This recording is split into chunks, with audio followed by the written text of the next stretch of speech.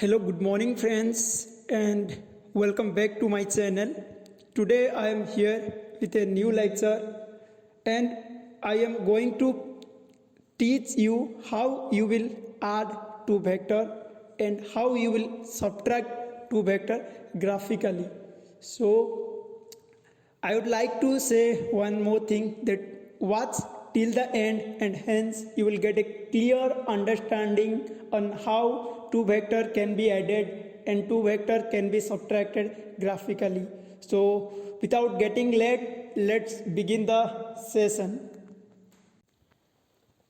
Okay, so we will discuss here vector addition and subtraction graphically. So before going to the main topic, addition and subtraction, we must have to know a little things about the multiplication of a vector with a scalar. Suppose here lambda is a scalar quantity, means it is a number. When we multiply that lambda with a vector a, so it will simply give you lambda a, means it will increase the magnitude of the given vector to some times. Suppose lambda equal to 5, and we will multiply 5 with a vector a, then the resultant vector would be 5a, and in the same direction to the vector a, means its amplitude will changes to 5 times of the original amplitude of the vector a, and the direction of that resultant vector will be remain same as it is in the case of a.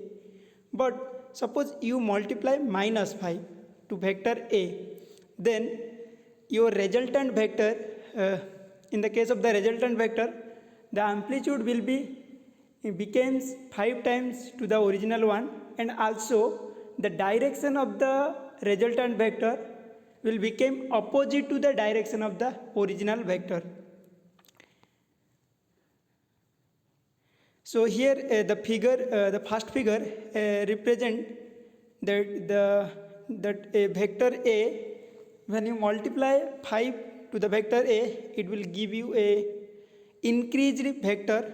I mean the magnitude of that vector will increase 5 times, and the direction is as it is in the case of a. But in the second, that is in the right side figure, it indicates that when you multiply minus 5 to the vector a, its direction will change to the opposite of the earlier one, and the magnitude will increase to 5 times. So one thing you have to remember, that when you multiply a vector with positive integer, it will increase the magnitude and the direction will as it is in the normal case. But when you multiply with minus 5, any negative number, your resultant vector, in the resultant vector you will find increased in magnitude, and as well as you will find an opposite direction to the earlier one.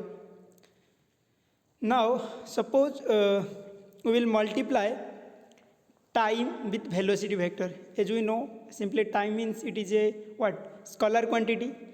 5 hour, 10 hour, otherwise 1 minute, 2 minute, 1 second, 2 second, these all are what, scalar quantity. So when we multiply 2 second with a velocity vector, then it will give you another vector which is called displacement vector, because velocity into time is always displacement, so it will give you a displacement vector. And that resultant dimension of that vector will be the product of the both velocity and the time. So it will give you you will get a dimension of the meter. So when you multiply time with a velocity vector, and the resultant vector will be displacement with a dimension of meter. So look at the figure, you would get probably that when an aeroplane accelerate with a velocity, suppose 500 meter per second in the east direction, and you multiply with suppose 2 second, then you will get a displacement vector. Yeah, you can say you will get a displacement of 1 kilometer. So this is just how we relate the multiplication of a vector with a real number.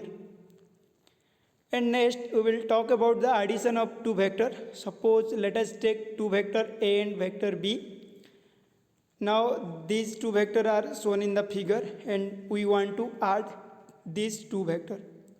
So before we adding to these two vectors, just listen to me. The arrow mark of the vector is represented as the head of the vector and the other end of the vector is known as the tail of that vector. So to add these two vectors, we have to arrange these two vectors in such a way that the head of the one vector should be joined to the tail of the another vector. So now if we join the tail of vector B with the head of the vector A, then we will get a such like figure. And now if we join the tail of vector A to the head of vector B with a line, it will represent the resultant vector and it is equal to the sum of vector A and sum of vector B. Similarly, if you join the head of vector B to the tail of vector A, you will get this figure, and then if you join the tail of B with head of A, then you will get R equal to B plus A. So both the resultant vector are equal, so we can say A plus B equal to B plus A, means it obey the commutative law, and this method is called head to tail method. And as it is seen from that figure, this is a triangle, this is the side of the triangle. It means these two vectors are these two vectors and the resultant vector forms the three sides of the triangle. So we can say this is the triangle method of vector addition. Now if we define the triangle law of vector addition, then we can say the triangle law of vector addition is defined as if there are three vectors in a three sides of a triangle, then the third side of the triangle will be the resultant sum of other two sides. So this is probably what triangle law of vector addition. Now come to the next point. Here we will look out the resultant vector R in the both the cases are same, so we can probably write A plus B equal to B plus A, and it will shows us that it obeys the commutative law. And again, if we add three vectors, suppose you want to add A and B, A and then C, otherwise you want to add B and C, then C, A, then you will get same answer. So it also obeys the associative law. Now addition of the two vector, suppose you want to add a vector A with its opposite vector, it means minus A.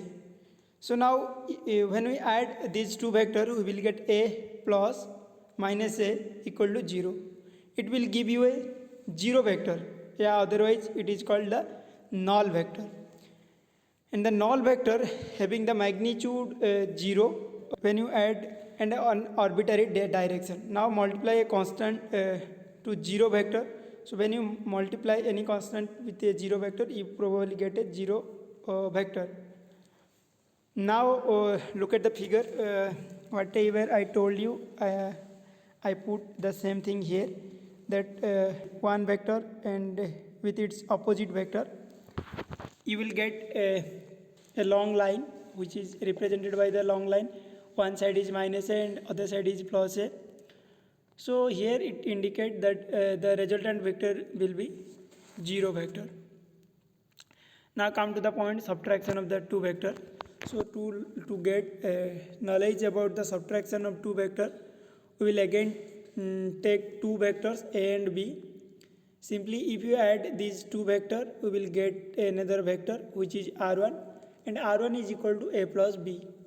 But in the similar way, if we add the vector a and vector a with the opposite vector b, so how can we add? We simply put a plus minus b, then it will give you resultant vector r2. So r2 equal to, we can write simply a minus b. So in the case of the subtraction, you can do in the same way that you did in the case of the addition. Now, if the two vectors are having the common origin, then how can you add these two vectors? So now look at the figure. In the figure here, vector a and vector b both have the same origin, and we want to add these two vectors.